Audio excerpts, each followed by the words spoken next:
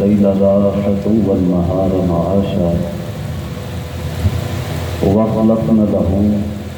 منتخبا من بين سائر الأمم ومنتجبا عن الملائكة ومما زاد عنه الأدم شرفنا بقوله في كتابه الحكيم لقد خلقنا الإنسان في أحسن تقويم والصلاة والسلام على رسوله وحبيبه ونبيه ونجيبه محمد المصطفى صلى الله عليه وسلم المبعوث بدين القيم والمخاطب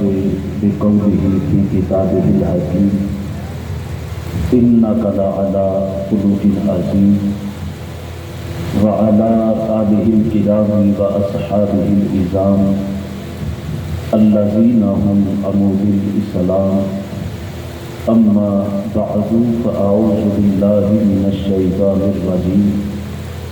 بسم الله الرحمن الرحيم ومبشرا برسول يأتي من بعد اسمه أحمد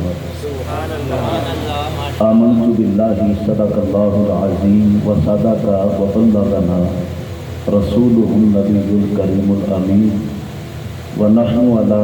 ذلك لمن الشاهدين والشاكرين والحمد لله رب العالمين قال الله تبارك وتعالى في شان حبيبه مخبرا وآمرا إن الله وملائكته يصلون على النبي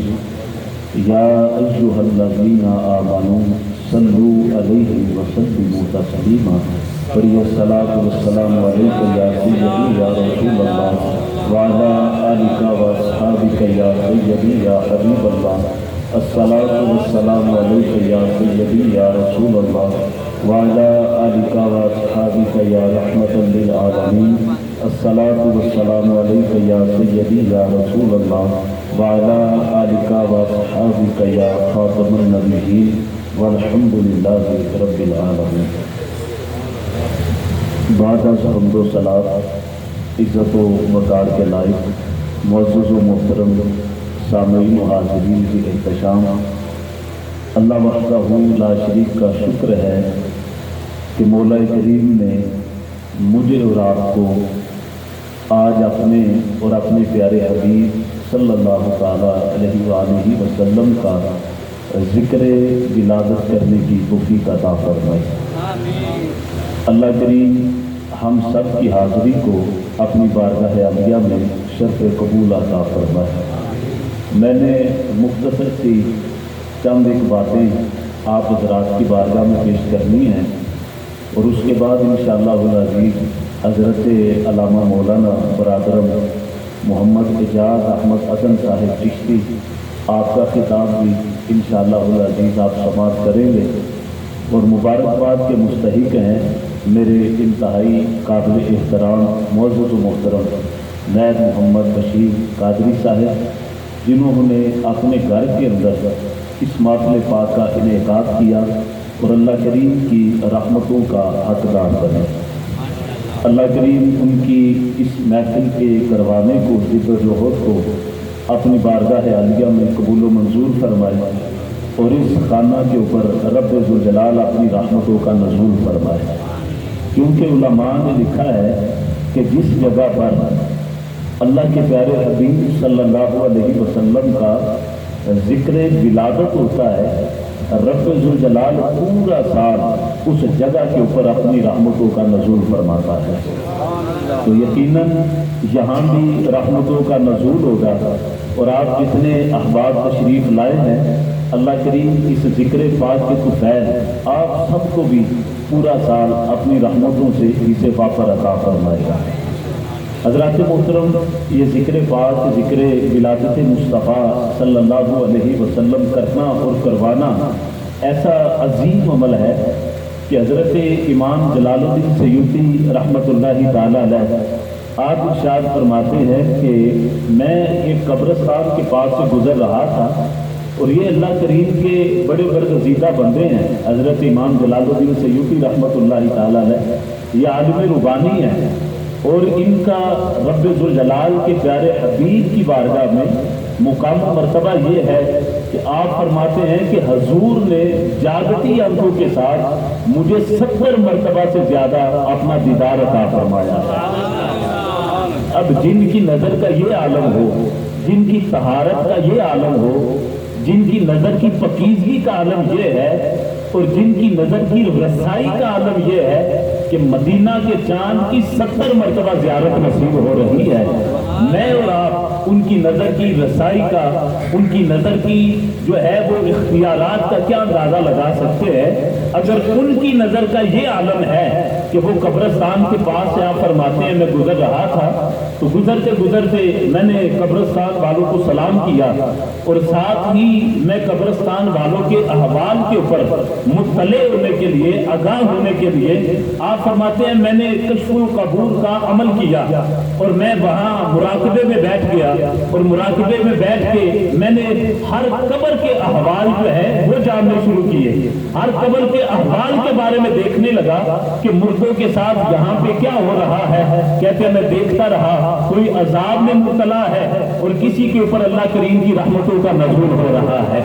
میں نے کہا امام جلال الدین سیوطی جو سینکڑوں سال بعد، حضور کے سینکڑوں سال بعد آتے ہیں اور حضور نبی پاک علیہ الصلوۃ والسلام کا کلمہ پڑھنے والے ہیں اور حضور کے غلام ہیں، حضور کے چہرے مبارک کی زیارت ہو جائے تو نظر کی رسائی یہ ہے کہ آپ قبر کے باہر بیٹھ کر قبرستان والوں کے اندر کے حالات جان لیتے ہیں۔ تو اس مصطفیٰ کریم علیہ الصلوۃ والسلام کی نظر کا کیا عالم ہوگا کہ جس کے غلاموں کو رب ذوالجلال نے یہ اختیارات عطا فرما رکھے ہیں۔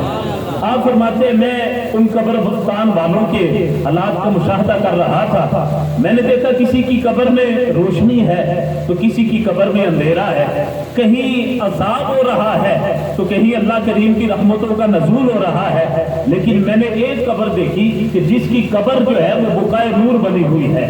اس کی قبر میں نور ہی نور ہے، اس کی قبر میں نور ہی نور ہے، پوری قبر جو ہے وہ روشنی کے ساتھ بھری ہوئی ہے۔ تو آپ کہتے ہیں میں اس قبر والے سے مخاطب ہوا، میں نے اس قبرستان والے، اس قبر والے سے مخاطب ہو کر کہا، میں نے کہا قبرستان والوں کے الگ الگ حالات ہیں، کسی کا کوئی حال ہے، کسی کا کوئی حال ہے، مگر تیری قبر کا حال سب سے جدا ہے، تیری قبر کا حال سب سے بڑا ہے، سب سے اعلیٰ ہے کہ تیری قبر کے اندر نور ہی نور ہے۔ اس کا سبب کیا ہے؟ تو بڑا نیکوکار تھا، تو بڑا جو ہے وہ عبادت گزار تھا، بڑا تقوی والا تھا، تو بہت بڑا عالم ہوگا، تو بہت بڑا شیخ ہوگا، کوئی پیر طریقت ہوگا۔ وہ کہنے لگے ایسی کوئی بات نہیں ہے، میں ایک عام سا دکاندار تھا، ایک عام سا بندہ تھا مزدوری کرنے والا، اور میں روزی کماتا تو اپنے روزانہ کی کمائی کے اندر سے میں چند پیسے جمع کر لیتا، وہ جمع کرتا، جب سال کے بعد حضور کی ولادت کا ذکر آتا تو میں اپنے گھر میں ولادت مصطفیٰ کی محفل سجایا کرتا تھا، میں حضور کی ولادت کی محفل سجایا کرتا تھا، وہاں ذکر مصطفیٰ ہوتا، وہاں ذکر خدا ہوتا، بس یہی میرا ایک عمل تھا جس کے اوپر مجھے بھروسہ بھی تھا، جس کے اوپر مجھے ناز بھی تھا، جس کا مجھے سہارا بھی تھا۔ وہ کہتے ہیں یہی ایک عمل تھا، اور یہی عمل لے کر میں نامہ اعمال میں آج قبر میں آ گیا۔ جب قبر میں آیا تو میرے مقدر جاگ اٹھے ہیں، رب ذوالجلال کے پیارے حبیب صلی اللہ علیہ وسلم حضور آتے تو سب کی قبر میں ہے، جب میری قبر میں ہے تو حضور کے آنے کا انداز ہی جدا تھا، حضور نبی پاک علیہ الصلوۃ والسلام کے آنے کا انداز جدا تھا۔ کہتے ہیں جب حضور تشریف لائے نا، منکر نکیر بھی آئے، انہوں نے مجھ سے سوال بھی کیے، میں نے سوالوں کے جواب بھی دیے، لیکن جب حضور میرے سامنے تشریف لائے، حضور کے چہرے انور کو دیکھ کر خوشی تو سب کو ہوتی ہے، سب مسکراتے ہیں، کہتے ہیں لیکن جب حضور میرے سامنے آئے تو حضور میرے چہرے کو دیکھ کر حضور نے مسکرا دیا ہے، حضور نے تبسم فرما دیا۔ جب حضور مسکرائے نا تو نبی پاک علیہ الصلوۃ والسلام کے دندان مبارک سے نور کی کرنیں نکلی ہیں۔ بس رب ذوالجلال کی قسم ہے، وہ دن ہے اور آج کا دن ہے، حضور کے نور کے صدقے میری پوری قبر بقائے نور بنی ہوئی ہے۔ محترم اس لیے اللہ حضرت رحمت اللہ تعالیٰ علیہ نے کہا تھا کہ تو ہے نور تیرا سب گرانا نور کا، تیری نسل پاک میں ہے بچہ بچہ نور کا۔ نبی پاک علیہ السلام کے جس پہلو کا بھی ذکر کیا جائے، نبی کریم علیہ السلام کی شان مبارک براء البراء ہے۔ آپ پورا مہینہ انشاءاللہ العزیز حضور کے ذکر پاک کی باتیں سنیں گے۔ اب نور کی بات شروع ہو گئی ہے تو اس نور کے اوپر میں ایک اور بات آپ کی بارگاہ میں عرض کرتا ہوں کہ نبی کریم علیہ السلام کا معمول مبارک تھا کہ حضور کبھی کبھی نماز عصر کے بعد حضور چہل قدمی فرمانے کے لیے مدینہ طیبہ سے حضور باہر تشریف لاتے،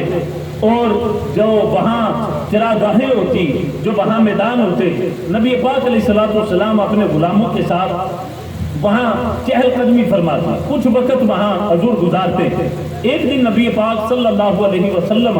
حضور جب مدینہ طیبہ سے باہر مضافات میں تشریف لائے تو نبی پاک علیہ السلام نے دیکھا وہاں پہ خیمے لگے ہوئے ہیں اور کوئی قافلہ وہاں سے گزرتے گزرتے اس نے وہاں پہ پڑاؤ کیا ہے، اور ان کے پاس دیگر جانوروں کے ساتھ ساتھ صحرا کا اور عرب کا جو ایک اسپیشل جانور ہے اونٹ، وہ بھی موجود ہے۔ حضور نے نبی پاک صلی اللہ علیہ وسلم حضور نے ان اونٹوں کا مشاہدہ کیا تو حضور کو ان میں سے ایک اونٹ پسند آ گیا تو نبی پاک صلی اللہ علیہ وسلم نے قبیلہ کے سردار سے بات کی۔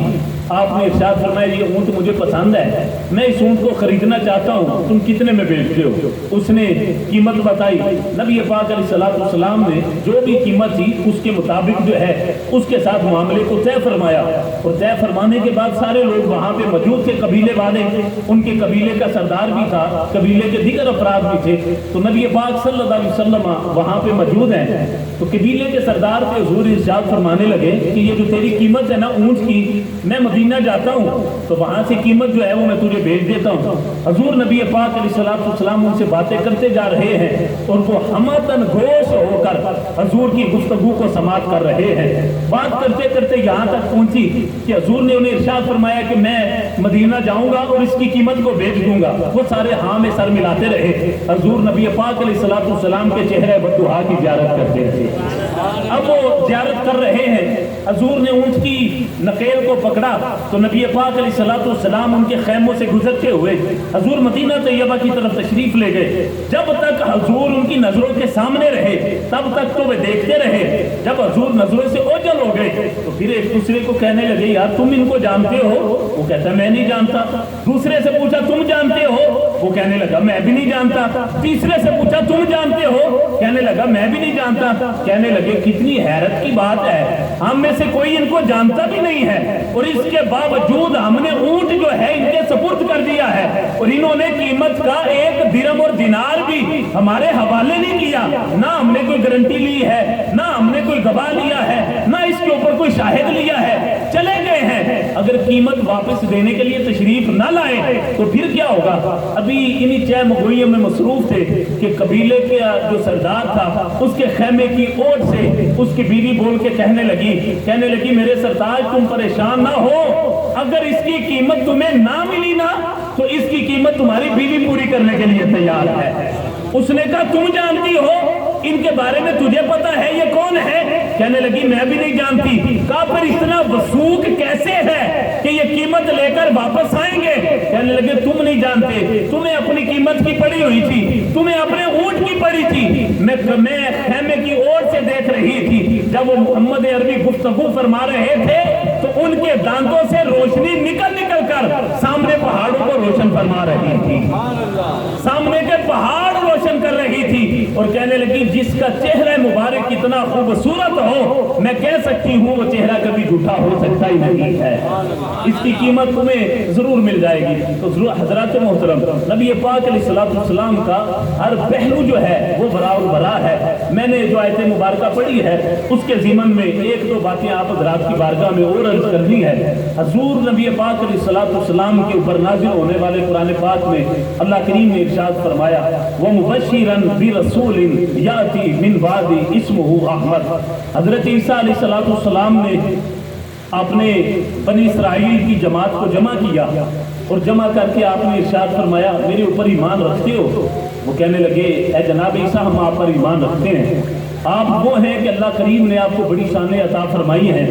آپ کو اللہ کریم نے یہ بھی مقام عطا فرمایا ہے کہ آپ مردے کو کہیں کہ اللہ کے حکم سے اٹھ تو مردہ بھی اللہ کے حکم سے اٹھ کھڑا ہوتا ہے۔ آپ کو رب ذوالجلال نے بڑا مقام و مرتبہ ارشاد عطا فرمایا ہے۔ تو جناب عیسیٰ علیہ السلام آپ ارشاد فرمانے لگے اگر میرے مرتبے کے اوپر یقین رکھتے ہو اور میری رسالت کے اوپر نبوت کے اوپر ایمان رکھتے ہو، میری بات پہ بھی یقین رکھتے ہو تو بھی سنو مبشرن برسول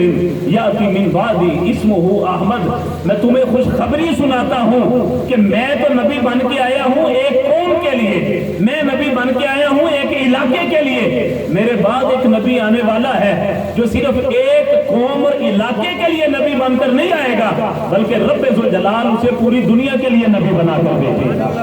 مبشرن برسول یاتی من بعدی اسمہ احمد، میں اس رسول پاک کی تمہیں بشارت سناتا ہوں جو میرے بعد آئیں گے اور ان کا نام نامی اسم گرامی احمد ہوگا صلی اللہ علیہ وسلم۔ حضرات محترم، یہ ذکر پاک، ذکر احمد مصطفیٰ صلی اللہ علیہ وسلم وہ ذکر ہے کہ جو انبیاء کرام بھی کرتے رہے اور عرصہ دراز سے ازل سے نبی کریم علیہ السلام کی آمد کا ذکر ہوتا رہا۔ اور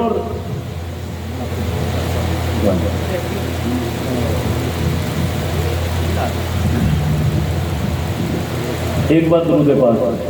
السلام علیکم یا رسول اللہ و صحابہ یا سیدی یا حبیب اللہ۔ حضرات محترم، میں عرض کر رہا ہوں حضور کا ذکر آمد مصطفیٰ صلی اللہ علیہ وسلم ایسا ذکر ہے کہ جس کا ذکر جو ہے وہ ازل سے ہوتا رہا ہے اور اب تک نبی پاک علیہ السلام کا قیامت تک جو ہے وہ ذکر پاک ہوتا رہے گا۔ ان میں سے ایک روایت میں آپ کی بارگاہ میں عرض کرتا ہوں۔ حضور نبی پاک علیہ السلام کی ولادت و سعادت سے 1000 سال پہلے، اور بعض نے کہا 900 سال پہلے، بعض نے کہا 700 سال پہلے، تقریباً 1000 سال پہلے یمن کا ایک بادشاہ تھا جس کا نام تھا طبع۔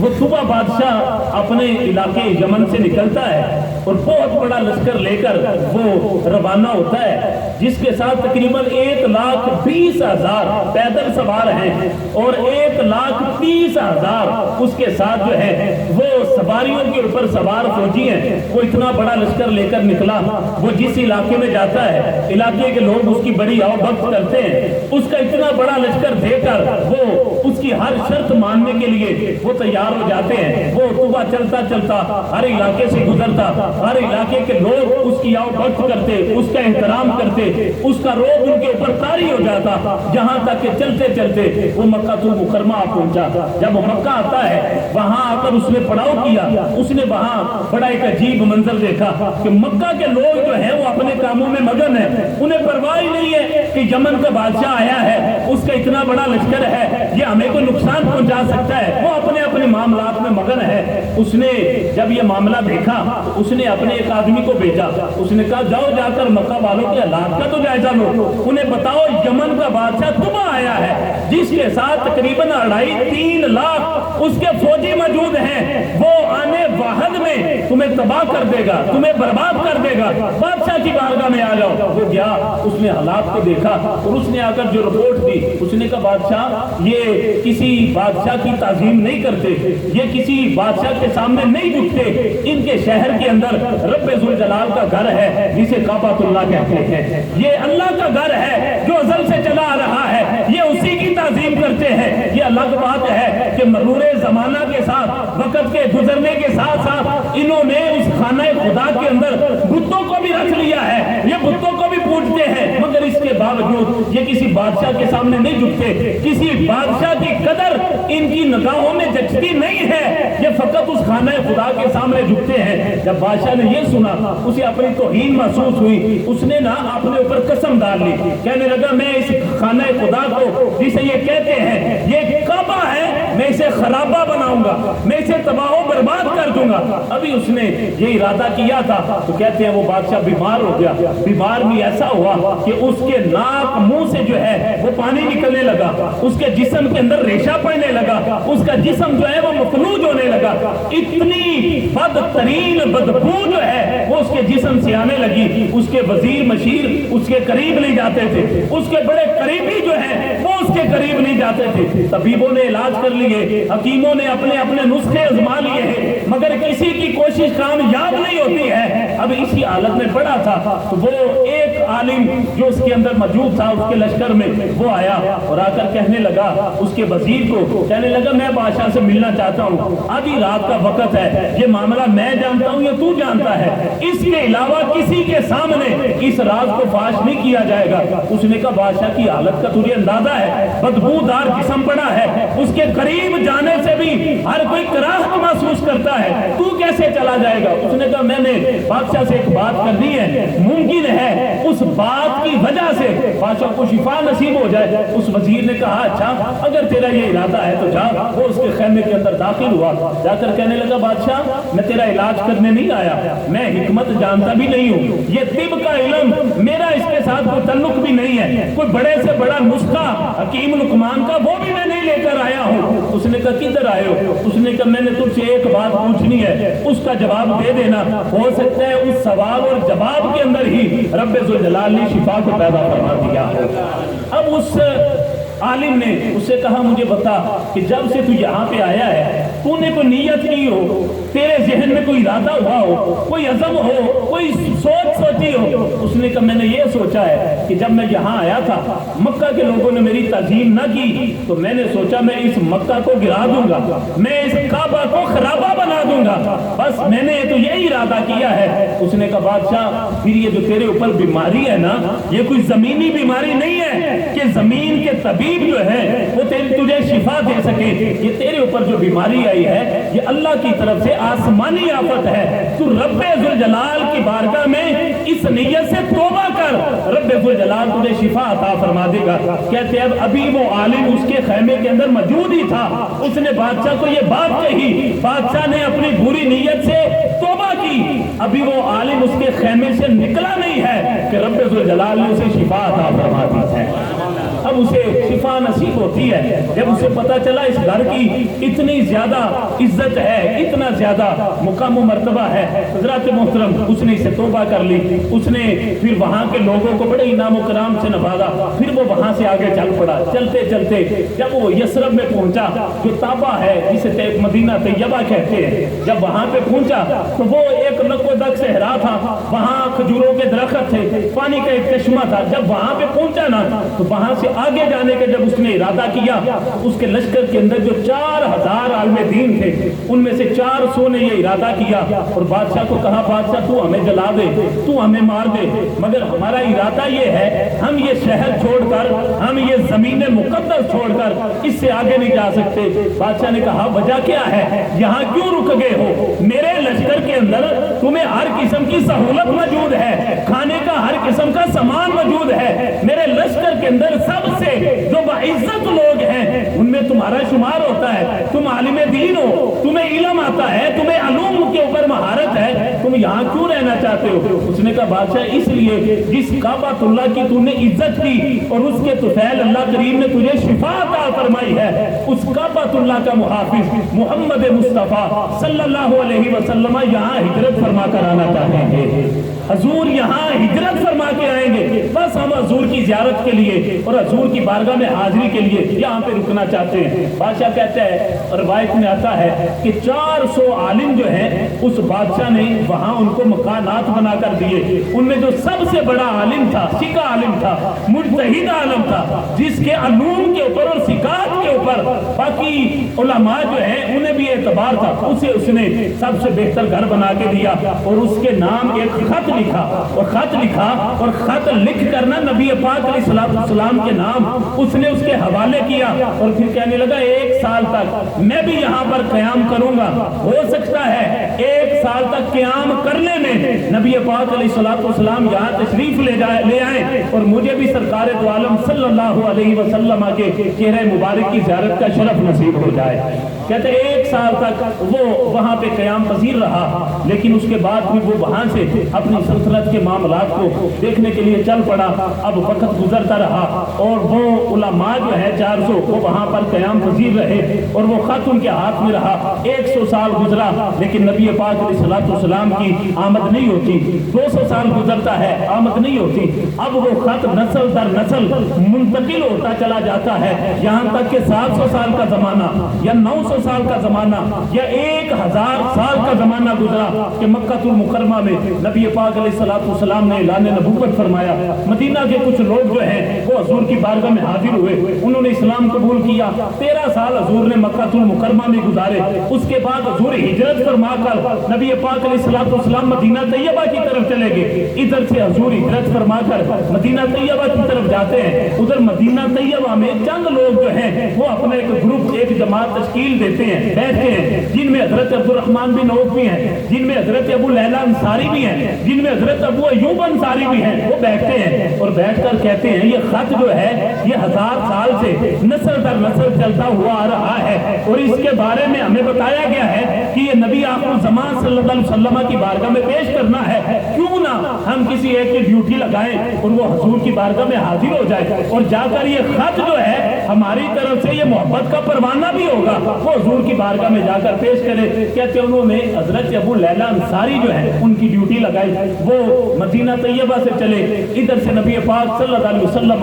मक्का से हिजरत फरमाते हुए बनु सुलैम कबीले में हुजूर तशरीफ फरमा थे कि हजरत अबू लैला अंसारी वहां पे आ गए। हजरत अबू लैला अंसारी जो है वो नबी पाक अलैहिस्सलाम को नहीं पहचानते थे। जब वहां आए ना आकर अभी सलाम दुआ हुई तो हुजूर ने इरशाद फरमाया अंता अबू लैला अंसारी, क्या तू अबू लैला अंसारी है? कहने लगा नाम। तकबीर, नारे रिसालत, नारे हैदरी, अज़मत व शान मुस्तफा, अज़मत व शान मुस्तफा, जश्न मिलाद मुस्तफा, महफ़िल मिलाद मुस्तफा, उलमाए अहले सुन्नत व जवान क़यादत नुमान हयात चिश्ती साहब। हज़रात मोहतरम,